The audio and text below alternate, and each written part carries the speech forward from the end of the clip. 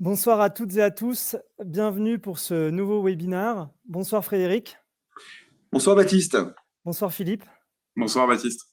Donc Frédéric qui est le fondateur de Quorum et Philippe Servézy qui est le directeur de l'immobilier de Quorum.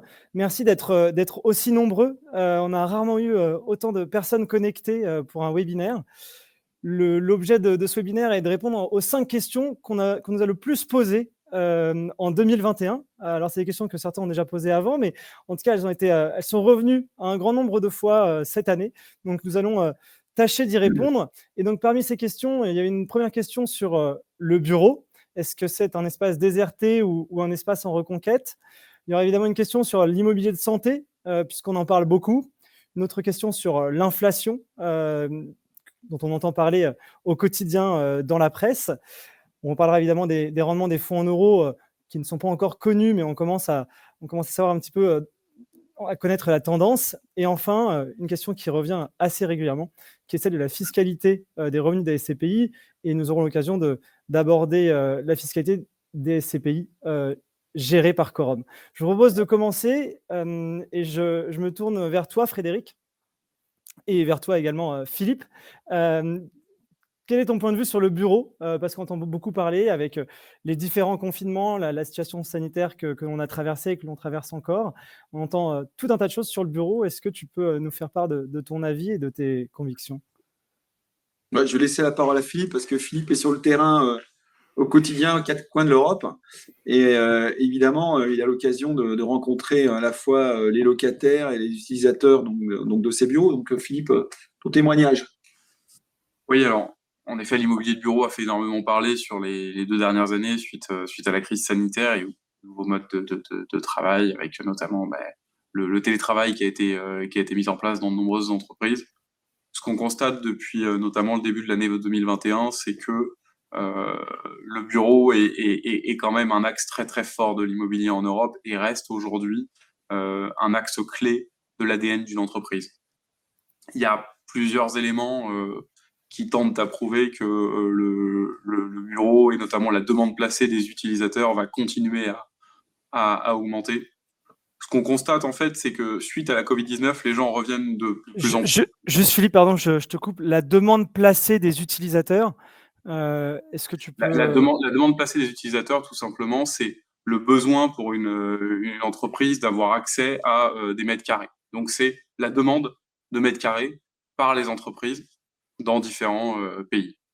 Et ce qu'on constate, c'est que les gens sont revenus au bureau, notamment au cours de l'année 2021, qui a vu la crise sanitaire, je ne vais pas dire la fin de la crise sanitaire dans le contexte actuel, mais qui a vu la vaccination permettre aux gens de revenir au bureau. Ce qu'on a constaté, c'est que les gens étaient contents de revenir au bureau, de retrouver leurs collaborateurs, de retrouver aussi un endroit avec une ADN forte pour les entreprises. Et ce qu'on a constaté, et on l'a constaté d'ailleurs chez Quorum, on pourra en parler, c'est qu'il y a de nouveaux modes de travail. Et que ces nouveaux modes de travail font qu'on a besoin de mètres carrés. On va prendre un exemple, on est en train de faire un webinaire. Qu'est-ce qu'implique un webinaire? Ça implique des mètres carrés, ça implique de l'espace, ça implique des écrans. On a tous connu pendant les différents confinements les visioconférences, Microsoft Teams. Le réflexe dans 80% des entreprises, c'était de faire ce qu'on appelait des conférences téléphoniques. Aujourd'hui, on fait des visioconférences, ce qui nécessite des salles de réunion, de l'espace. Vous ne pouvez pas faire une visioconférence dans un open space, ou en tout cas, c'est assez compliqué. Si l'open space est rempli, vous allez déranger les gens. Et du coup, il faut s'adapter. Et cette adaptation, elle nécessite des mètres carrés. Et on le constate dans plusieurs pays en Europe. Alors, excuse-moi, je te coupe, mais un open space, c'est un plateau. Un plateau. Aujourd'hui, les bureaux sont plus cloisonnés, pour être très concret. Enfin, plus, c'est pas une généralité, mais c'est quand même assez répandu. Pour optimiser leurs coûts, les entreprises ne cloisonnent plus les bureaux. C'est-à-dire qu'on a des espaces de travail qui sont très grands. Et donc, on a gagné de la place, mais d'un autre côté, quand il faut travailler en commun, à contrario, il faut plus de salles de réunion. C'est ça, Philippe? Oui, tout à fait. On a besoin aujourd'hui de salles de réunion. Si on veut être efficace dans une visioconférence, on a besoin de pouvoir projeter, on a besoin d'espaces clos où on peut faire des réunions en toute quiétude. Et tout ça, c'est très en fait générateur de mètres carrés. L'autre point qui est assez important pour les entreprises dans leur retour au bureau, c'est que pour ramener les salariés au bureau, ils ont connu l'expérience de télétravail, donc ils ont aussi connu le confort de rester chez eux. Pour les ramener au bureau, il faut qu'ils vivent une certaine expérience. Il faut qu'il y ait un attrait, un intérêt fort pour revenir au bureau. Donc il faut parfois des atouts comme des salles de sport, comme de grands espaces de vie qui permettent de déjeuner ensemble, de prendre des pots ensemble après les horaires de bureau. Et tout ça, encore une fois, est générateur de nombreux mètres carrés. Et on le constate à assez grande échelle, puisque dans de nombreux pays en Europe, on a des demandes de locataires qui veulent transformer une partie de leur bureau, et ça implique parfois des extensions de surface, et qui veulent transformer leur bureau pour créer des espaces de vie. On a eu des demandes parfois assez pas surprenantes, mais assez novatrices, on va dire ça comme ça, avec des demandes pour faire des espaces de repos pour les collaborateurs. On a eu des demandes pour créer des mètres carrés pour que les mères de famille puissent changer leur bébé. On a eu ça dans des pays de l'Est. Donc il y a vraiment de nouveaux usages du bureau. Le bureau devient une expérience de vie, devient un endroit où on peut faire beaucoup de choses, et ça va demander beaucoup de mètres carrés, et ça va augmenter la fameuse demande placée dont je parlais au début, donc la demande de surface par les entreprises. Alors, je pense qu'il faut quand même pas nier une chose, c'est que l'usage du bureau va changer, c'est indéniable. Les entreprises aussi ont cherché à économiser, baisser leurs coûts. Donc, il va y avoir des mouvements. Il y a des locataires qui vont changer d'emplacement, ils vont changer de bureau. Dans les grandes périphéries, plutôt que d'être en centre-ville, pour certains, ils vont se décaler au contraire en périphérie. D'autres, au contraire, vont faire le mouvement inverse. Et donc, cette crise, elle a amené des changements. Mais ces changements au global ne vont pas faire baisser, comme le disait Philippe, la demande de surface, et c'est bien là l'essentiel.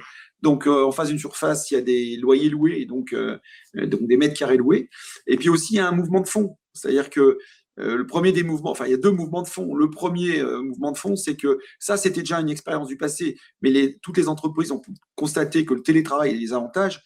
Mais il y a aussi un gros inconvénient, c'est la perte de lien avec le collaborateur, pas une perte d'implication, mais une distanciation qui fait qu'il y a moins de travail en équipe, donc moins de créativité. Donc ça, c'est des mouvements sociaux qui avaient déjà été constatés dans les entreprises, il y a une quinzaine, vingtaine d'années, par des grandes boîtes comme IBM qui avaient déjà fait ce mouvement-là. Mais on voit bien que la crise a, en plus de ça, accentué ce point, à tel point qu'il y a de grandes entreprises qui demandent, alors, ils ne savent pas comment aujourd'hui faire en sorte de faire machine arrière sur le télétravail. Et ça, c'est la première grande tendance de fond. Donc, il va y avoir des opportunités. C'est vrai aussi qu'il y a des risques générés par cette situation. Après, il y a une autre tendance de fond, c'est qu'on sait qu'à 15 ou 20 ans, le nombre de travailleurs tertiaires, c'est-à-dire de gens qui vont travailler pour des entreprises qui utilisent des bureaux, va augmenter, je crois, de 20 à 30%. 20 à 30%. Donc ça, c'est énorme.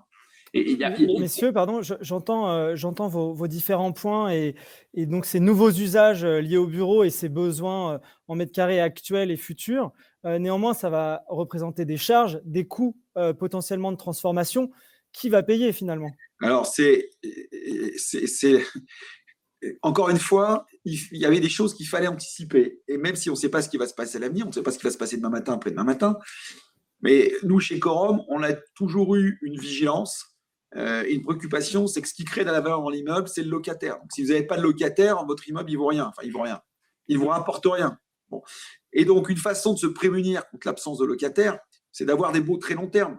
Évidemment, aujourd'hui, si vous avez un locataire qui est en fin de bail, qui doit partir, s'il a des réflexions sur sa façon de travailler, sur sa façon d'occuper l'espace, évidemment, vous êtes en danger parce qu'il va se dire peut-être que l'immeuble que je loue aujourd'hui, je vais peut-être trouver mieux ailleurs, je vais peut-être pas forcément trouver moins cher, mais je vais trouver mieux organisé avec ce que je recherche en termes de surface. Et puis, il va aussi en profiter pour renégocier. Si vous avez des baux très long terme, ça, c'est la marque de fabrique de Corum, en moyenne, les baux dans les CPI, ils nous donnent 8 ans de visibilité. C'est-à-dire qu'à la date d'aujourd'hui, on sait qu'en moyenne, les bureaux que l'on loue, ils ont une visibilité de 8 ans. C'est-à-dire qu'avant 8 ans, le locataire ne peut pas partir. Et si vous prenez des grandes entreprises qui ont déjà intégré des façons de travailler, comme par exemple ce qu'on disait tout à l'heure, Philippe, l'open space, donc les espaces de travail ouverts, avec également des espaces de réunion déjà prévus, vous êtes protégé. Votre locataire, il ne peut pas venir vous voir demain matin parce qu'il a un bail qui va courir pendant 8 ans. Alors, peut-être qu'il va venir vous voir dans 8 ans, mais pendant 8 ans, vous avez le temps de voir venir. Donc ça, c'est le grand sujet. C'est-à-dire qu'il fallait aussi, dans les événements qui pouvaient se passer, se protéger ce sujet de vacances des immeubles dû à des changements et des usages différents. Je pense qu'il y a quelque chose dont il faut parler, c'est aussi la différence selon les marchés, qui est très différente. Je prends l'exemple, on a énormément entendu parler pendant premier confinement avec la mise en place du télétravail, de la Défense, par exemple, qui a énormément souffert. C'est sûr que À côté de Paris. à côté de Paris, la Défense, si vous avez fait une grosse opération à la Défense et que vous avez acheté des bureaux avec une durée moyenne classique de beaux français 369 à la Défense, forcément, vos locataires sont vraiment en position de force et vous risquez de devoir investir énormément dans votre immeuble pour les garder. Et c'est compliqué. À l'inverse, si vous avez fait un choix un peu différent, qui est d'envisager des acquisitions sur des zones de bureaux avec des baux très longs, comme disait Frédéric, et pour ça, il faut le dire, les marchés étrangers représentent peut-être un avantage par rapport à la France, puisque c'est courant de signer des baux de 10 ans, de 15 ans ferme, triple net. Ce que ça veut dire, triple net, ça veut dire que c'est le locataire qui est intégralement responsable des travaux dans l'immeuble. Donc, s'il veut transformer ses plateaux de bureau, c'est à sa charge. Ce bail-là, il n'existe plus en France depuis 2014 et la promulgation de la loi Pinel. Donc, vous pouvez aller le chercher dans 90% des pays en Europe. Il y a même des pays où c'est le bail standard, en Irlande par exemple, au Royaume-Uni, aux Pays-Bas, il est assez courant. En France, il n'existe plus. Évidemment, votre négociation n'est pas la même. Vous avez un locataire qui est captif, qui est encore engagé sur une durée de 7, 8, 9, 10 ans, comme disait Frédéric, et qui est responsable des travaux. Donc là, la relation, le rapport de force est complètement différent. C'est votre locataire qui vous sollicite en demandant s'il peut lui-même faire les travaux. Et un locataire qui fait des travaux, même s'il est encore engagé pour 7, 8 ans, il engage des coûts, donc il n'en devient que plus captif dans votre immeuble. Donc, il y a une tendance de fond sur les marchés de bureaux, sur le marché de bureaux, et il ne faut pas la nier, il faut être attentif. En même temps, il y a des marchés qui vont être plus favorables que d'autres aux investisseurs d'en profiter et d'en tenir compte. Alors justement, tu parles de marché plus favorable, Philippe, et du coup, la transition est parfaite. On va pouvoir parler de l'immobilier de santé. Je fais juste un petit point pour les participants donc, qui sont présents sur ce webinaire. Je poserai vos questions au fur et à mesure des différents thèmes qui seront abordés et nous aurons un temps pour les questions et nos réponses à la fin de cette intervention. Donc Philippe, tu parlais de thèmes ou d'opportunités. On entend beaucoup parler d'immobilier de santé. En tout cas, chez Quorum, c'est des questions qu'on nous pose et que l'on relaie quotidiennement. Alors, est-ce que c'est le nouvel Eldorado, la santé? Et je me tourne particulièrement vers toi. Le nouvel Eldorado, je ne sais pas. Pour certains, en tout cas, ça semble l'être. Le marché immobilier, c'est un marché comme tous les marchés où il y a un peu des effets de mode et où il y a une temporalité qui est assez importante. Quand on a lancé nos SCPI chez Quorum, notre première SCPI Quorum Origine en 2012, il y avait un marché qui était l'Eldorado, comme on dit aujourd'hui, c'était le marché du commerce. Et à l'époque, c'était quasiment impossible pour nous d'acheter du commerce. Et puis, la crise sanitaire est arrivée. On a vu un essor important ce qu'on appelle le e-commerce, donc la vente en ligne. Et les investisseurs se sont tournés de façon très agressive vers la logistique. Et dans le même temps, on a constaté que le marché de la santé que tu évoques était un marché qui était rassurant pour les investisseurs. Alors, je dirais pas rassurant, c'est-à-dire qu'il est compréhensible sur le fond. Ouais. On a une crise sanitaire, on se dit ce qui va marcher, c'est un réflexe. C'est ce qui est lié à la santé. Tout à fait. Alors, on va vous donner quelques chiffres et Philippe va détailler, mais il faut bien comprendre que le marché immobilier européen, en volume d'investissement, c'est 260 milliards par an. C'est-à-dire qu'en Europe, s'investissent, s'achètent et se vendent 260 milliards d'actifs immobiliers. Voilà. La santé, c'est 8,2 milliards. Donc, ça représente à peu près… Le marché de la Pologne. Ouais, c'est 3% du volume de l'Europe. Donc, vous voyez bien que si tout le monde se dit il faut faire de la santé, vous allez sur un marché qui est tout petit, enfin, qui est microscopique. Et je vais vous donner l'information qui est sortie hier ou avant-hier. Un gros acteur de la SCPI vient d'acheter un portefeuille de santé, je crois d'un volume de 600 millions d'euros. Okay. Ce volume, une opération, c'est 600 millions d'euros sur 8,2 milliards. C'est-à-dire que c'est 8% du marché annuel. Donc, vous voyez bien que c'est un volume qui est tout petit. Tout le monde dit qu'il faut faire de la santé. Je suis désolé, mais tout le monde va vouloir avoir un actif santé. Et pour avoir un actif santé, vous avez bien compris que si vous avez un vendeur et 20 acheteurs, qui est-ce qui fait le prix? C'est le vendeur. Et donc, vous allez acheter cet actif très cher. Très cher, ça veut dire quoi? Avec peu de rendement, mais aussi avec beaucoup de risques. Parce que si vous l'achetez cher, trop cher, il n'y a plus de prime de risque par rapport à la réalité et la qualité de l'actif et du locataire. Donc, on est typiquement sous l'effet de ce que je vais qualifier d'une pression du marché sur les prix, une pression à la hausse, qui fait que pour nous, aujourd'hui, acheter un actif de santé, c'est complètement déraisonnable. C'est prendre trop de risques. A contrario, les actifs de santé que l'on a, et Philippe va vous donner un exemple, on les vend. Exactement. On a en 2021 analysé un peu le marché. Je disais que effectivement c'est une sorte de réflexe un peu reptilien. On a une crise sanitaire, on se dit que la santé est rassurante, c'est facile à expliquer et du coup c'est facile à intuiter, à comprendre. Exactement. Et du coup tout le monde y va. Et généralement, quand tout le monde va quelque part, ça crée une surréaction et une surpression. On a beaucoup communiqué pendant la crise du Covid-19 pour expliquer qu'il y avait probablement une surréaction du marché sur le commerce, par exemple, qui avait été trop fortement décrié. Et cette surréaction, elle existe aussi sur des marchés comme la logistique ou la santé, à l'inverse, avec des prix qui sont devenus complètement fous. Frédéric parlait de la profondeur du marché, qui est aujourd'hui effectivement tout petit à l'échelle européenne. Et du coup, nous, on est plutôt sur une logique opportuniste en se disant on veut en profiter. Comment on en profite? On a des actifs de santé dans notre portefeuille. On avait acheté en 2016 notamment dans un parc de bureaux aux Pays-Bas, des actifs mixtes en fait de bureaux et de laboratoires avec comme locataires de très grosses biotech mondialement connues, donc des entreprises vraiment liées à l'industrie pharmaceutique, des entreprises dont vous avez entendu le nom pendant les nombreuses recherches qui ont eu lieu sur les médicaments et sur les vaccins contre le Covid-19. Et on avait acheté ces bâtiments aux Pays-Bas en 2016 pour un taux de rendement à l'époque supérieur à 7% actuellement. Donc, le taux de rendement, c'est le rapport entre le loyer et le prix auquel vous achetez. C'est-à-dire vous achetez un immeuble 100, si vous avez 7% de rendement, c'est-à-dire que le pourcentage que représente le loyer par rapport au prix d'achat, c'est 7%. Donc, ça veut dire que, pour vous expliquer les choses un petit peu différemment, c'est-à-dire qu'en 13 ans de loyer, vous avez payé l'immeuble. Vous avez remboursé l'immeuble. Exactement. Et on avait acheté ces 2 bureaux à l'époque pour un montant de 29 millions d'euros, pour donner des chiffres concrets. Et donc, on a décidé de vendre ces immeubles en 2021 en se disant que c'était plutôt un bon moment. Quand vous agitez le chiffon santé biotech aujourd'hui sur le marché, ce que j'expliquais tout à l'heure, vous avez 20 acheteurs. Alors on peut être assez transparent. Je pense que quand on a mis ces immeubles-là sur le marché avec Frédéric, on pensait si on en tirait 35-36 millions d'euros, on aurait été très content. C'était une belle plus-value, on cristallisait, c'était génial pour nos porteurs de parts. Bon, il se trouve que le fait que ce soit de la santé, ça a créé une compétition énorme entre les acheteurs. Et finalement, on les a cédés pour 41 millions d'euros, c'est-à-dire un taux de rendement légèrement supérieur à 5%.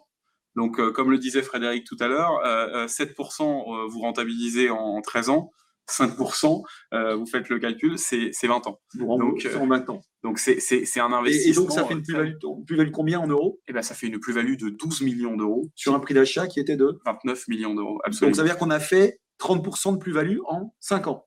À peine 5 ans, tout à fait. Et tout ça uniquement par grâce à une chose, il suffit d'agiter le chiffon santé.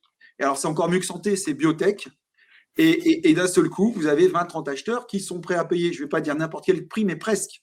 Et c'est un peu aussi, on peut le dire, le cœur de notre stratégie. On a toujours dit qu'on était opportuniste à l'acquisition, que ce soit sur les classes d'actifs et sur les marchés immobiliers. On se rappelle des acquisitions dans le sud de l'Europe en 2013-2014 notamment.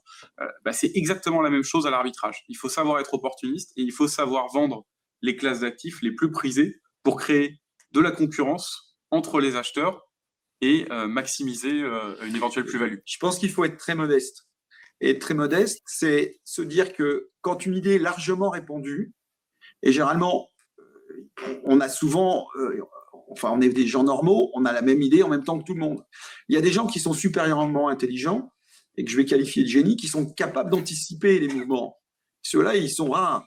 Et c'est ceux-là qui font les vraies affaires. Donc, ceux qui ont pu acheter de la santé il y a 10, 15 ou 20 ans, ils ont acheté des cliniques, par exemple, 50%, voire 25% du prix qu'elles valent aujourd'hui. Donc là, c'était vraiment de superbes opérations parce que personne ne s'intéressait à la santé, parce que pour les acteurs de l'immobilier, la santé, c'était compliqué. Acheter une clinique, par exemple, c'était très compliqué parce que le raisonnement des investisseurs immobiliers, c'était de se dire, ça dépend d'un seul locataire. Si le locataire s'en va, l'immeuble ne vaut rien. Et donc, il va falloir que je le transforme en bureau. Ça va me coûter très cher. Vous voyez, c'est un petit peu le parallèle qu'on a fait tout à l'heure avec le bureau. Mais c'est un point qui est très important et à relever sur le marché de la santé, c'est qu'aujourd'hui, les investisseurs prennent énormément de risques. Mais aujourd'hui, finalement, quand vous achetez un bâtiment de santé, vous ne faites pas vraiment de l'immobilier. C'est de l'obligataire quasiment, en fait. Voilà. Et dans l'exemple de tout à l'heure, la grosse opération qui a été faite par une grosse SCPI française d'un portefeuille de 600 millions d'euros, je crois que c'était l'opération s'est faite aux alentours de 4%, c'est ça? Oui, 4,3%. 4,3%, c'est-à-dire que le rendement pour une SCPI, après les charges, les frais de fonctionnement, etc., c'est 3% de rendement. Ouais, c'est Voilà. vrai. Et 100%. l'idée, la possibilité de se dire que vous allez le revendre plus cher, c'est quand même très compliqué de se dire que vous allez pouvoir le vendre beaucoup plus cher. Il faut bien comprendre, Baptiste, c'est très important, que les opérateurs de santé qui signent des baux très longs et qui ensuite vendent leurs bâtiments parce qu'ils en sont propriétaires, ils en sont parfaitement conscients de ce qu'on vient de dire et du fait que c'est un très bon moment pour vendre de la santé. Donc eux, aujourd'hui, c'est complètement leur intérêt, justement, de vendre ces bâtiments-là maintenant. Mais attention, parce qu'il ne faut pas qu'ils fassent défaut, parce que comme le disait Frédéric, un bâtiment de santé sur lequel vous avez un locataire qui arrête de payer le loyer, ça devient très compliqué parce que c'est transformer. Ou qui revient vous voir compliqué à transformer. Ou qui revient vous voir pour négocier. Ok, très bien, merci messieurs. Vous pointez du doigt en parlant de la santé, d'une tendance peut-être un peu plus globale, ou en tout cas dont on entend beaucoup parler en ce moment, qui est celle de l'inflation. Alors, est-ce que l'inflation rognera le rendement des investissements? Alors, des investissements au global, et peut-être plus particulièrement des investissements qui peuvent être réalisés chez Quorum, sur la partie SCPI et obligataire notamment. Oui, alors l'inflation, on va juste rappeler ce que c'est en des mots très simples, c'est-à-dire que c'est la hausse des prix. Alors en ce moment, on vit une hausse des prix dont l'origine est liée à la crise du Covid, c'est-à-dire que les usines quasiment dans le monde sont ralenties, se sont arrêtées, et donc les entreprises manquent de matières premières, elles manquent de composants, elles ont beaucoup de bons de commande, mais il n'y a pas les matières nécessaires pour fabriquer ou pour produire. Donc, ça veut dire que comme tout ce qui est rare, c'est cher. Hein. C'est comme la santé tout à l'heure. Hein. Si vous avez 20 acheteurs et un vendeur, évidemment, les prix sont plutôt à la hausse. Donc, l'inflation, c'est ça. La conséquence de l'inflation, c'est pas forcément dramatique, l'inflation. Ça peut être un facteur de développement. Et l'inflation, ce qui est embêtant, c'est quand vous avez une hausse des prix et que vous n'avez pas une hausse parallèle des revenus, ben, vous allez grignoter ce qu'on appelle votre pouvoir d'achat. D'accord ? Si les prix augmentent et que votre salaire ou vos revenus ne bougent pas, votre pouvoir d'achat va baisser. Ça, on peut tous le comprendre. Donc, c'est le mot inflation, il fait peur pour ça. On se dit, c'est potentiellement une perte de richesse, une perte de pouvoir d'achat. L'inflation, maintenant, il ne faut pas confondre l'inflation avec les taux d'intérêt. Je m'explique. Les taux d'intérêt, c'est en gros les États qui les fixent, et ils fixent la règle du jeu, puisque les plus gros emprunteurs, en gros, sont les États. C'est les États qui s'endettent, qui empruntent. Et donc, ils fixent la règle du jeu en disant, bah, ma dette, je vais vous la faire rémunérer à temps. Par exemple, un emprunt d'État aujourd'hui en France, vous êtes à pas loin de 0%. Alors, un moyen de ralentir l'inflation, d'accord, c'est de monter les taux d'intérêt. Pourquoi ? Parce que si vous augmentez les taux d'intérêt, ben, vous rendez plus complexe la capacité des entreprises ou des ménages à s'endetter, et par là même, vous réduisez la consommation.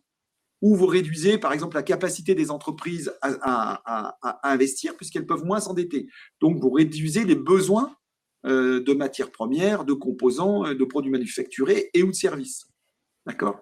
Donc, une façon qu'ont les États de juguler l'inflation, c'est les taux d'intérêt. Pour remonter les taux d'intérêt, théoriquement, vous allez contrebalancer, ralentir l'inflation.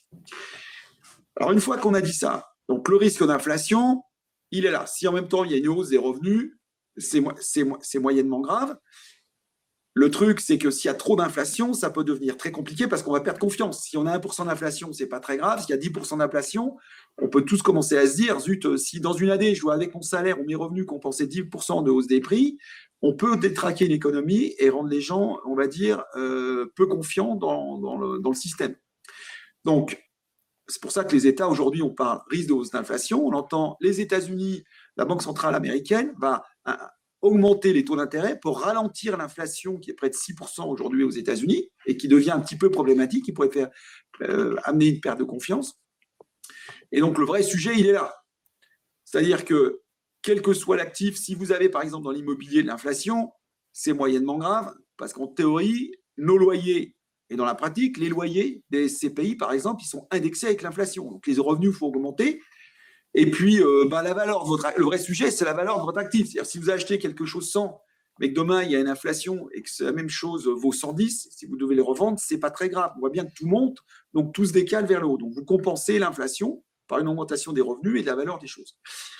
Le seul problème de l'inflation, c'est s'il y a hausse d'inflation, et il n'y a pas hausse des taux d'intérêt. Alors là, il se pose un problème, c'est que d'un côté, les placements, eux, vont conserver des revenus relativement faibles, et puis le capital et les revenus vont être grignotés par l'inflation. Alors je vais vous donner un exemple.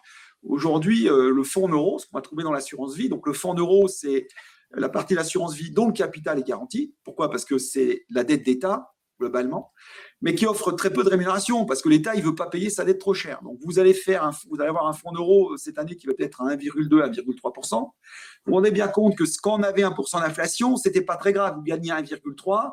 Vous aviez 1% d'inflation qui venait grignoter votre pouvoir d'achat, mais votre capital, globalement, il avait à peu près la même valeur. Enfin, vous arrivez à compenser. Si l'inflation est à 4 ou 100, on va prendre 5%, et que vous avez toujours l'État qui rémunère votre dette à 1%, c'est-à-dire que vous allez gagner 1, l'inflation va vous coûter 5, donc vous allez perdre 4. Donc vous allez grignoter 4 de capital. Et c'est là qu'est le problème. Donc il faut bien comprendre tout ce qui est en train de se passer. L'enjeu, il est là. Si on parle... Et pardon, à contrario, parce que là, du coup, on parle des rendements, des fonds en euros ou on va dire des actifs sans risque. Si on revient l'impact sur les SCPI, sur la valeur des immeubles. Un des points clés sur l'immobilier, celui-là, Frédéric a totalement raison quand il dit l'inflation telle qu'elle, elle n'a pas vraiment d'impact puisque les loyers sont indexés. En revanche, s'il y a hausse des taux d'intérêt, et on peut penser qu'il y aura, là, les investisseurs et les asset managers doivent se préparer et se prémunir parce que le problème, c'est que là, vous avez une seule protection en fait contre l'inflation. C'est la valeur d'achat. Soit vous avez bien acheté, donc on parlait du taux de rendement tout à l'heure, vous avez acheté sur un taux de rendement qui est plutôt élevé et votre valeur ne va pas trop bouger. En revanche, si demain on a des taux d'intérêt qui sont aujourd'hui inférieurs à 1%, qui prennent ne serait-ce que 100 points de base, donc imaginons qu'on passe à 2%, l'investisseur qui a acheté dans le centre-ville de Paris, dans le quartier des affaires à 3%, il a un risque que la valeur de son actif qui était 3% hier devienne 4% demain. Et là, ça veut dire qu'il perd 25% de la valeur. Oui. Alors, il faut expliquer pourquoi. Si vous achetez ce qu'on appelle une obligation d'État, vous achetez un emprunt d'État qui vous ramène 1. Si les taux directeurs montent, c'est-à-dire que si l'État décide, pour juguler l'inflation, de passer les taux directeurs à 2, c'est-à-dire que vous allez pouvoir prêter à l'État à 2%. Donc, si quand vous achetez de l'immobilier à 3, vous disiez la prime de risque de l'immobilier qui n'est pas un capital garanti, c'est 2%. Donc, j'investis à 3 parce que le capital garanti que m'offre l'État, dans lequel me permet d'investir l'État, c'est 1. Ce que vous avez acheté 3, quand vous aviez 1 de taux d'intérêt d'État, si les taux d'intérêt d'État passent à 2, vous allez acheter 5. Vous gardez ce qu'on appelle la même prime de risque, le même écart de rentabilité. Et là, vous avez un problème. C'est-à-dire que si avant, ce que vous avez acheté à 4, demain matin, ça vaut 5 en capitalisation, c'est-à-dire que ce que vous allez acheter 100 va perdre de la valeur. C'est-à-dire que pour avoir le même rendement, il faudra acheter le même actif 80. Alors, vous allez comprendre, c'est assez simple. Si le revenu ne bouge pas, vous avez un revenu qui reste à 4 quand vous avez acheté à 100. Si maintenant vous attendez par exemple 5, vous allez vouloir acheter à 80 parce que 5 sur 80, vous allez retrouver le rendement que vous aviez au départ. Donc en résumé, les rendements élevés protègent également le capital en cas d'inflation. C'est ce que vous êtes en train de me dire. Parce qu'en fait, la prime de risque de départ dont parlait Frédéric, entre le taux d'endettement de 1% et le taux de rendement est plus élevé. Ce qui veut dire que le changement de valeur potentiel en cas d'augmentation des taux d'intérêt aura moins d'impact sur la valeur réelle de l'actif. Plus votre prime de risque est faible, on parlait d'une prime de risque de 200 points de base, plus votre risque est élevé. Pour vous le dire autrement, si vous investissez à 7, un Corum Origine en moyenne est investi à plus de 7%. Voilà. Ça, c'est avec zéro d'inflation ou presque, et des taux d'intérêt qui sont à zéro. L'inflation remonte. Si les États ne corrigent pas, ne bougent pas leur taux ce qu'on appelle directeur d'obligation d'État, l'inflation elle va être compensée par l'indexation des loyers qui vont monter à la même vitesse que l'inflation. En revanche, si les taux d'intérêt d'État passent de 0 à 1, par exemple, vous aviez avant une différence entre 7 et 0, on gagnait 7, demain on va gagner 6. Ce n'est pas un drame. Mais si vous gagnez que 1%, vous faites grignoter les 1, vous gagnez 0. Et c'est là qu'est le problème. C'est pour ça qu'il vaut mieux investir avec des taux de rendement des actifs, avec des taux élevés, parce que vous êtes mieux protégé contre l'inflation. C'est le point numéro 1.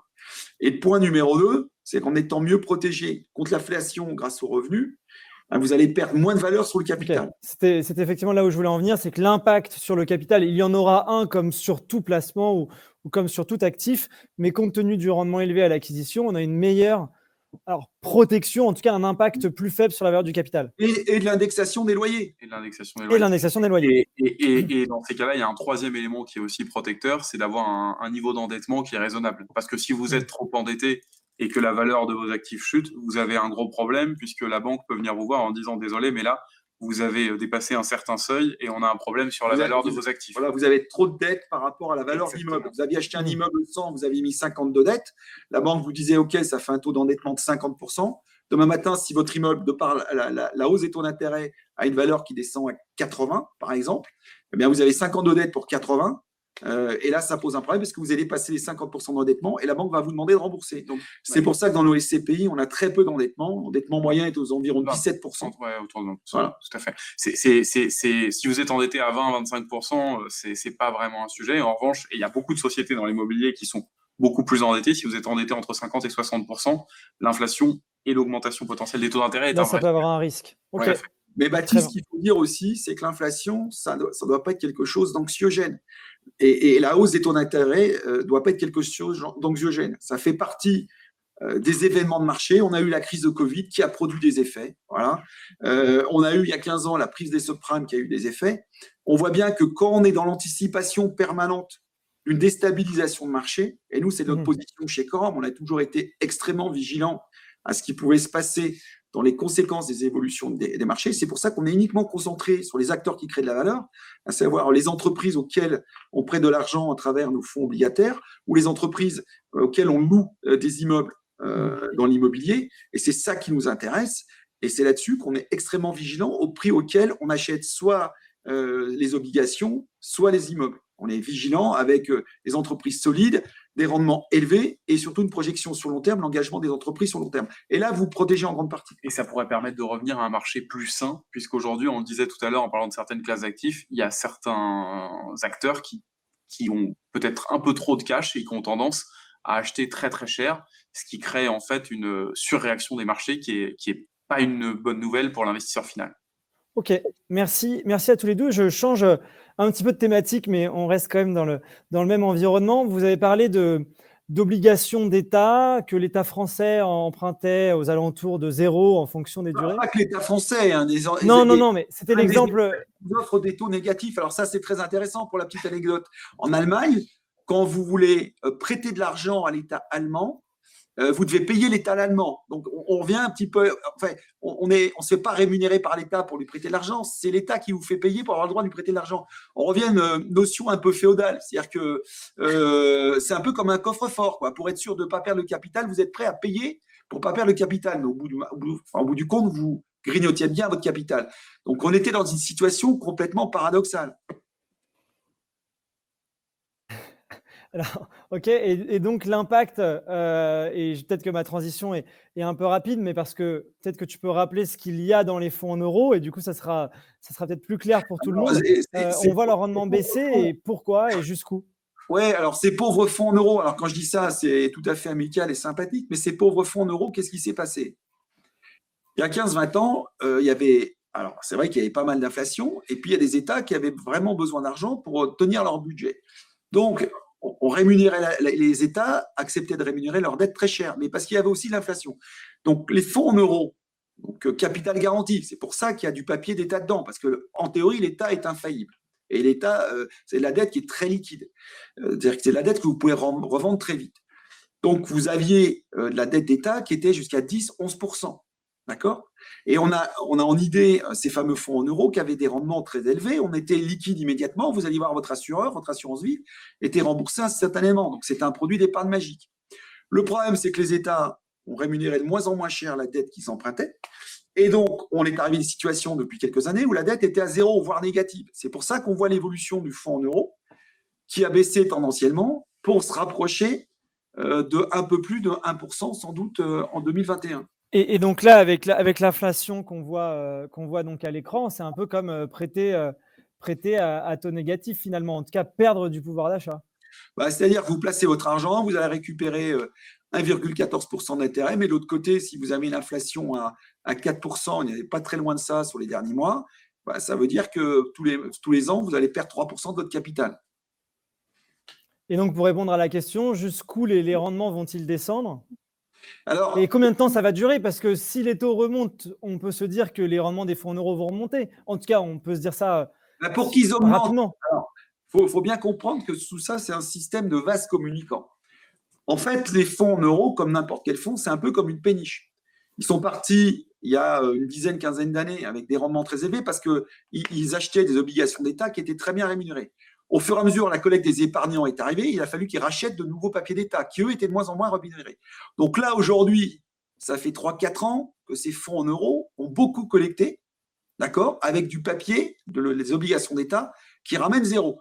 Donc les péniches se sont enfoncées. Vous voyez, on est vraiment près du niveau de l'eau, quoi, hein. Et pour les faire remonter, il y a une seule façon de les faire remonter, c'est faire en sorte que les épargnants amènent de l'argent frais et que les compagnies d'assurance achètent du papier d'État qui soit un peu mieux rémunéré. Donc, on puisse remonter 1, 2 ou 3%. Mais vous voyez bien qu'avec toute la masse qui a été accumulée, il va falloir des années pour que le fonds en euros voit sa rémunération remonter.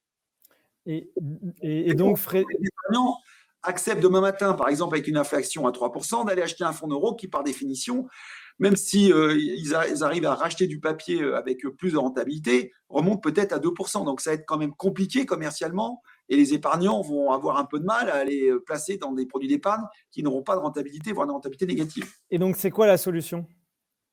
La solution, tu me poses la question à dessein, et je vois bien où tu veux en venir, mon cher Baptiste. Mais la solution, c'est d'aller sur des produits d'épargne dynamiques qui suivent l'évolution des marchés, qui ont déjà des rendements élevés et qui vont pouvoir, grâce à leur performance, attirer de la collecte, attirer de l'épargne et la réinvestir dans encore de meilleures conditions par rapport à des conditions de marché qui vont offrir de meilleurs rendements. Voilà. Et donc, d'où l'intérêt, et on voit le succès croissant donc de l'autre mode d'assurance vie. Alors là, le capital n'est pas garanti, donc c'est un sujet. Votre capital n'est pas garanti. Il faut l'accepter, oui. Mais on sort d'un monde où vous aviez capital garanti et des rendements très élevés, voilà, qui était aussi une forme d'anomalie, à aujourd'hui une situation dans laquelle vous avez potentiellement une autre solution qui n'est pas de capital garanti, mais donc vous allez avoir des rendements plus élevés. Ce qui n'est pas illogique, ça s'appelle une prime de risque. En contrepartie de plus de risques, vous avez théoriquement plus de rentabilité. Et donc, c'est tout le succès de ce qu'on appelle l'assurance vie en unité de compte, qui n'achète pas d'obligations d'État, qui ne garantit pas le capital, mais qui, en revanche, va acheter des obligations de l'immobilier à travers les CPI avec des performances beaucoup plus importantes, mais plus de risques. Et plus de risques, ok. Donc, il faut l'accepter. Ok, merci, merci Frédéric. Le dernier thème, la dernière question. Si tu me permets, Baptiste, oui, c'est peut-être potentiellement le plus de risques. Par contre, ce qu'il y a de sûr, c'est que acheter du fonds en euros avec des rendements à 1,3% et une inflation à 4%, vous n'êtes plus dans le domaine du risque, vous êtes dans le domaine de la perte certaine. Oui, on est sûr de perdre, effectivement. Voilà. Ok, c'est certain. Ok, c'est acté. Très bien, merci. Je propose donc de passer à l'autre thème.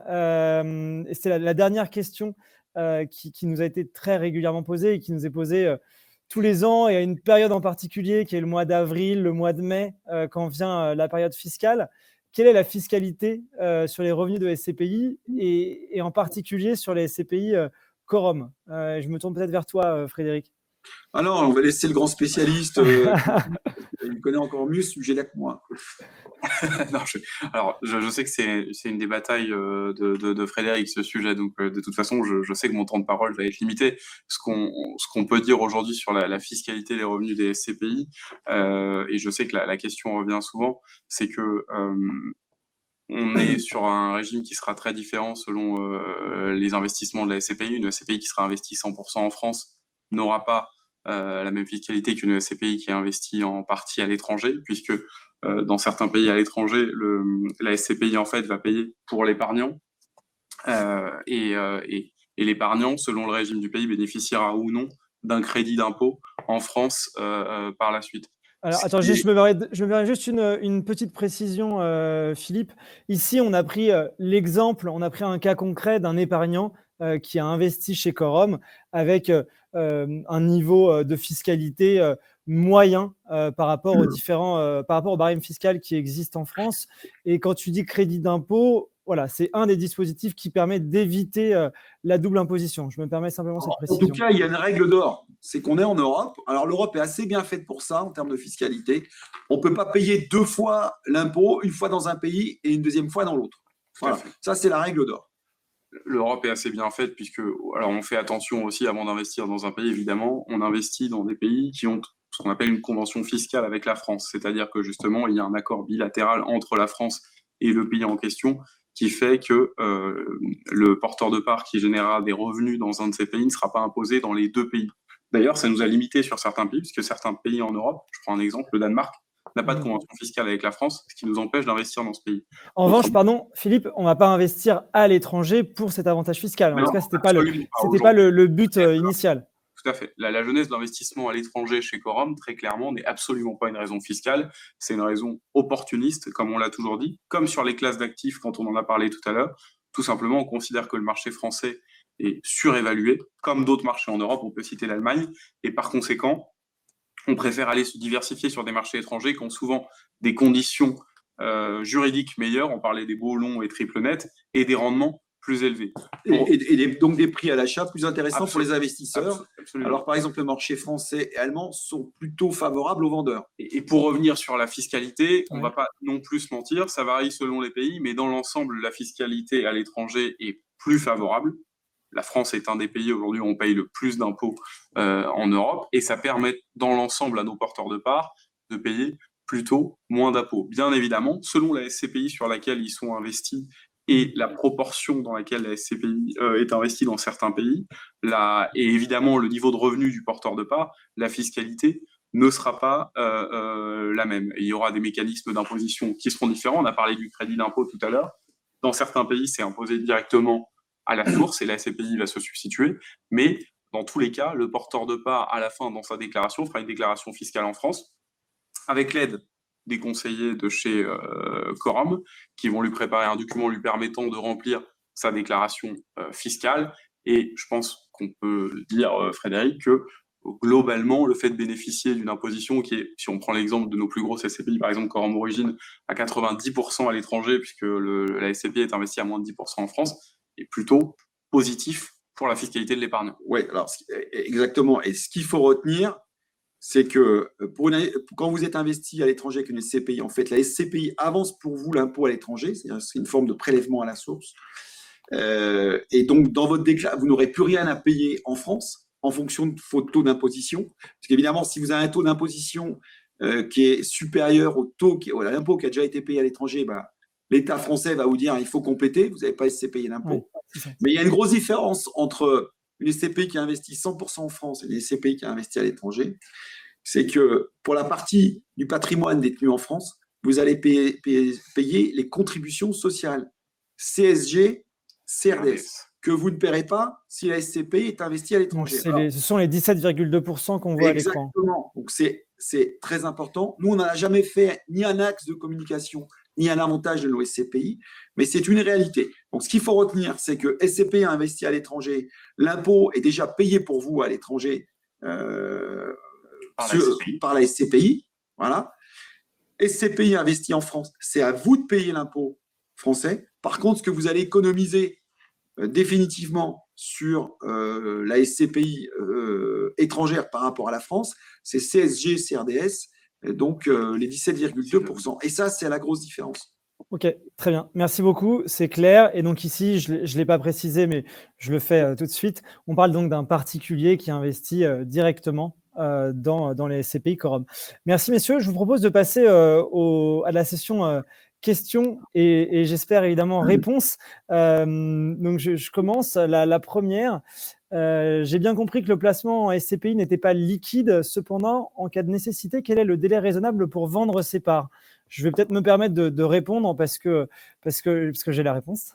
Encore une fois, la SCPI, c'est de l'immobilier, donc l'horizon de placement qui est conseillé, c'est entre 8 et 10 ans.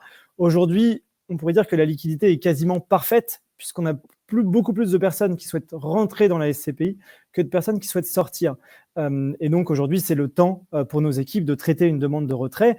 Je parle de la situation à cet instant. Je ne sais pas ce qu'il en sera plus tard. Néanmoins, Frédéric, tu peux peut-être compléter en expliquant comment, justement, on se protège et comment on protège la liquidité pour les associés et donc les clients Quorum. Alors, il ne faut pas acheter des parts de SCPI comme on achèterait des actions ou nos produits obligataires, par exemple, nos obligations. Les SCPI, c'est de l'immobilier. Voilà, il faut bien comprendre ça. Si vous faites par exemple un investissement locatif, vous n'allez pas le faire pour les 3 mois à venir. Vous allez le faire au minimum pour les 6-7 ans à venir, et plutôt 10 ans. Et puis le jour où vous allez décider de vendre, ça ne va pas se faire à la seconde. C'est-à-dire que si vous avez besoin de votre argent demain matin, ce n'est pas avec la vente de votre investissement locatif, de l'appartement par exemple que vous louez, que vous allez pouvoir dégager de l'argent immédiatement. Ça, c'est la réalité, c'est le principe de base. C'est de l'immobilier. C'est simple, c'est de l'immobilier. Donc, ce n'est pas liquide. Il se trouve que dans la SCPI, nos SCPI ayant un fort attrait, elles délivrent, dans le cadre de Quorum Origine, plus de 6% de rendement depuis 10 ans. Et je suis ravi de vous préciser que les performances passées ne préjugent pas des performances futures. Et on va vous donner une très bonne surprise en 2021 sur les rendements de Quorum Origine, tout comme Quorum XL ou Orion. Et donc, comme nos SCPI sont très demandés, on nous demande très fréquemment des achats de parts. Et pour vous donner un ordre de grandeur, en gros, s'il y a 100% d'acheteurs, on va trouver 0,2% de vendeurs en moyenne. Donc, vous voyez que en plus de la non-liquidité de la SCPI, ça offre quand même l'avantage d'avoir une liquidité immédiate parce que si vous vendez vos parts demain matin, on peut vous les racheter grâce à un nouvel investisseur. En revanche, ne retenez pas que la SCPI soit un produit liquide. Attention, ne faites pas de la SCPI si vous avez besoin d'une liquidité immédiate. Okay. Ce que je voulais dire également, Frédéric, par rapport justement à la liquidité, je pense que la personne qui a posé la question l'avait bien identifié en disant « je sais que c'est de l'immobilier mais une façon de se protéger, c'est aussi de ne pas être présent chez de grands institutionnels qui pourraient avoir une part très importante et pour être un porteur avec un poids très élevé au sein de la SCPI. Alors ça, c'est une particularité de Quorum, c'est que nos SCPI ne sont pas disponibles, par exemple, chez les grands assureurs. Elles ne sont pas disponibles dans la banque, elles sont disponibles que chez nous. Voilà, vous allez trouver notre contrat d'assurance vie, mais qui est le contrat d'assurance vie maison.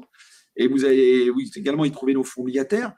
Mais donc, vous n'allez pas avoir des gens qui vont représenter 15 ou 20 ou 30% du capital et qui, demain matin, vont décider de partir. C'est des accidents qui sont arrivés effectivement dans le passé dans les SCPI, qui ont bloqué la liquidité. C'est-à-dire que le petit porteur ne pouvait plus sortir parce qu'il y a plus de vendeurs que d'acheteurs en volume. Et on s'est protégé aussi comme ça. On vous a protégé aussi comme ça pour cette raison chez Quorum. Ok, merci. Tu voulais compléter, Frédéric ? Non, je voulais juste rajouter que c'est aussi une des raisons pour lesquelles on fait beaucoup parler de nous. C'est-à-dire que plus on va communiquer sur la performance de nos SCPI, plus on va faire connaître le nom de Quorum, et plus elles vont être liquides, parce que plus il va y avoir une notoriété forte, et donc les gens vont être intéressés par le produit, parce que comparativement, nos SCPI ont des performances supérieures à celles du marché, et depuis des années. Ok, et alors on fait beaucoup parler de nous, et du coup il y a une question qui fait parler de nous, et un sujet qui revient régulièrement, c'est notre position par rapport au report à nouveau. Est-ce que c'est pas se mettre en risque finalement d'avoir si peu de report à nouveau? C'est une des questions qui a été posée dans le chat. Je pense que celle-ci, elle est pour toi. Ouais, alors, moi, c'est une croyance, et je vais vous expliquer pourquoi c'est une croyance et qui est une grave erreur. Moi, j'ai pas besoin, chez Quorum, on n'a pas besoin de report à nouveau pour afficher nos résultats. C'est-à-dire que nous, on affronte les événements. Et vous voyez, on n'a tellement pas besoin qu'on a passé la crise sanitaire en 2020. Les rendements, ils ont été conformes à nos objectifs, et même supérieurs dans le dos de nos SCPI et à l'objectif pour Quorum Origine qui a fait ces 6%. Donc moi, j'assume complètement cette stratégie, qui est une stratégie qui est basée sur l'anticipation des événements, des crises et des mouvements de marché à travers une stratégie d'investissement qui est celle que vous connaissez. Voilà, c'est pour ça qu'on ne fait pas de la santé, parce qu'on ne veut pas prendre de risques le jour où il y a une crise dans le domaine de la santé, par exemple. Et puis, et peut-être préciser la partie fiscale sur le report à nouveau. Très important sur le rapport à nouveau à préciser, c'est qu'il génère une injustice pour les porteurs de parts d'une certaine façon, puisque c'est un résultat, donc le porteur de parts est fiscalisé dessus, mais il n'en bénéficie pas. Donc, alors, il faut peut-être un peu préciser, parce que la SCPI, elle est transparente fiscalement. C'est un truc qu'il faut bien avoir en tête, c'est l'immobilier pur et dur. C'est-à-dire qu'en fait, vous avez des pourcentages d'immeubles que vous détenez indirectement à travers vos parts de SCPI, vous en touchez les revenus. Mais comme la SCPI est transparente fiscalement, c'est-à-dire que c'est vous qui êtes imposé, ce n'est pas la SCPI. On revient à notre schéma tout à l'heure de comparaison entre la France et l'étranger, c'est vous qui êtes imposé, ce n'est pas la SCPI. Mais vous êtes imposé sur le résultat. C'est-à-dire que si je fais du report à nouveau, c'est quoi? Parce que tout le monde ne sait pas forcément qu'est-ce que le report à nouveau. C'est la partie du résultat que vous ne distribuez pas sous forme de dividende et que vous mettez de côté, vous gardez dans la SCPI. Donc en fait, pour parler en bon père de famille, c'est les noisettes qu'on se met de côté. Le problème, c'est que ces noisettes, vous êtes fiscalisé dessus. C'est-à-dire que l'année où on va faire du report à nouveau, on ne va pas distribuer cette partie de résultat, vous allez quand même payer l'impôt dessus. Donc, vous allez être payé sur un revenu que vous n'avez pas touché. L'année d'après, ou 2 ans après, la SCPI a grandi. Elle a des nouveaux associés. Quand ces nouveaux associés vont arriver, d'accord, on va distribuer par exemple le report à nouveau parce que c'est la crise du Covid. Il y a la crise du Covid, on veut, nous, gérants, maintenir la performance, on va les taper dans le report à nouveau pour compenser les résultats un peu moins bons. Et encore, on a vu pendant la crise du Covid que de nombreux grands confrères refusaient de distribuer le report à nouveau pendant la crise. Ouais. Et donc, qu'est-ce qui va se passer? C'est-à-dire que vous allez recevoir qu'une partie de ce report à nouveau parce qu'il y a des nouveaux porteurs de parts qui sont arrivés, mais les nouveaux porteurs, eux, comme vous, n'allez pas être fiscalisés sur ce report à nouveau qui va être distribué. Très bonne opération pour le nouveau porteur qui est arrivé après vous, parce que lui, il va toucher un revenu, un dividende sur lequel il n'aura pas payé d'impôt. Et vous, vous allez recevoir que le quart, le dixième de ce revenu, parce qu'il y a ce nouveau porteur qui va en toucher une partie, mais vous aurez payé 100% de l'impôt qui va correspondre à ce qui n'aura pas été distribué. Donc, c'est complètement inique, parce que pour vous faire plaisir, évidemment, on pourrait vous faire du report à nouveau, mais le plaisir qu'on vous ferait, c'est vous qui allez payer totalement l'impôt, alors que le nouveau porteur qui est arrivé, lui, il ne va pas payer l'impôt. Donc, on se refuse de rentrer dans cette forme d'affichage commercial et qui, entre nous, est juste un moyen pour les gérants de niveler dans le temps leur performance. Et chez Quorum, on n'a aucun problème à être transparent avec vous et vous donner un résultat sans report à nouveau. C'est-à-dire qu'on n'utilise pas le report à nouveau comme protection contre d'éventuelles turpitudes de notre gestion. J'espère que j'ai été clair. Je crois, en tout cas, c'était très clair pour moi. Et donc, c'est Philippe, finalement, qui a un travail qui est plus difficile parce qu'il n'a pas ce matelas de sécurité. Donc, Philippe, il doit tous les ans être capable de générer des revenus locatifs qui permettent de délivrer, par exemple, sur Quorum Excel, minimum 5%. Alors, cette année, comme tous les ans, on sera plus proche des 6 que des 5, mais c'est sa responsabilité. Et on vous laisse juge, mesdames, messieurs, si nous ne faisons pas notre travail et que si on vous a promis du 6, enfin, si notre engagement, c'est de faire 6 avec Quorum Origin, 5 avec Quorum Excel ou 4,5 avec Orion, c'est à vous de juger si on est des bons ou des mauvais gérants et libre à vous d'arbitrer et d'aller investir dans des CPI plus rentables. Mais on ne va pas utiliser le report à nouveau et utiliser votre fiscalité pour faire notre affichage. Oui. Ok, et pour se faciliter le quotidien finalement et la gestion. Merci, je pense que c'était clair. J'ai une dernière question. Philippe a parlé de plus-value tout à l'heure, plus-value sur le secteur de la santé, etc. Comment c'est, déjà, est-ce que c'est redistribué et comment c'est réutilisé, réemployé? Qu'est-ce qu'on en fait de ces plus-values? En fait, quand on génère une plus-value, donc elle est calculée par rapport à ce qu'on appelle la valeur nette comptable de l'actif, c'est-à-dire le coût de l'acquisition pour je pense que c'est mieux de dire que c'est le prix d'achat de la SCPI. Le prix d'achat de la SCPI. Donc, quand on génère une plus-value, prenons l'exemple qu'on a cité tout à l'heure sur le portefeuille de santé aux Pays-Bas, on a acheté les 2 immeubles 29 millions d'euros, ils ont été vendus pour 41 millions d'euros, ce qui a généré une plus-value de 12 millions d'euros. Concrètement, qu'est-ce qu'il se passe? Les 12 millions d'euros vont être reversés aux porteurs de parts. Dans les jours ou les semaines qui suivent. En général, dans les 15 jours qui suivent, absolument. Vous voyez, à la fin du mois qui a vu la plus-value. Donc, à la fin du mois, suite à la signature de la vente. Et le montant correspondant au coût d'acquisition pour la SCPI, donc 29 millions en l'espèce, va revenir dans ce qu'on appelle les comptes de la SCPI, le compte de collecte de la SCPI, et sera de l'argent qui pourra être réinvesti par la SCPI sur d'autres actifs. Et je reviens juste pour préciser ce que tu dis, Frédéric, Philippe, en disant que c'est distribué à la fin du mois en cours. C'est dans le même esprit que le report à nouveau, c'est d'avoir une parfaite équité, un traitement équitable en tout cas de nos associés, des porteurs, ceux qui sont présents au moment de la cession. Parce que c'est eux qui sont fiscalisés dessus. Absolument, puisque comme le disait Frédéric, on communique sur nos SCPI, elle rencontre un assez franc succès et il y a de nouveaux porteurs tous les jours. Par conséquent, la personne qui est porteur au 15 novembre, prenons un exemple, jour de signature d'une vente, elle a envie de recevoir sa part du gâteau et elle n'a pas envie d'être diluée parmi les nouveaux porteurs. Donc ce serait, de notre point de vue, une injustice de faire une plus-value au 15 novembre et d'en distribuer le résultat au 15 mars, puisqu'il y aurait trop de nouveaux porteurs qui viendraient diluer l'ancien porteur présent au moment de la signature de la vente.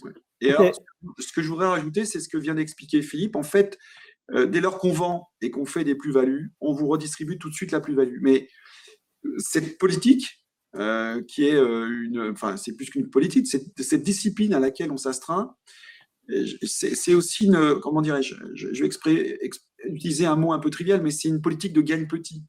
Je m'explique. Tout l'argent qu'on vous renvoie, chaque fois qu'on fait une plus-value, c'est aussi un moyen pour vous de cristalliser la valeur. Parce qu'imaginez qu'on le laisse dans la SCPI et qu'on le réinvestisse. Ça veut dire que ce gain, on le remet sur le marché. Et potentiellement, en le remettant sur le marché, ben, on prend un risque. Alors, on gère tel qu'on vous l'a expliqué, on évite d'acheter trop cher, on revend au bon moment.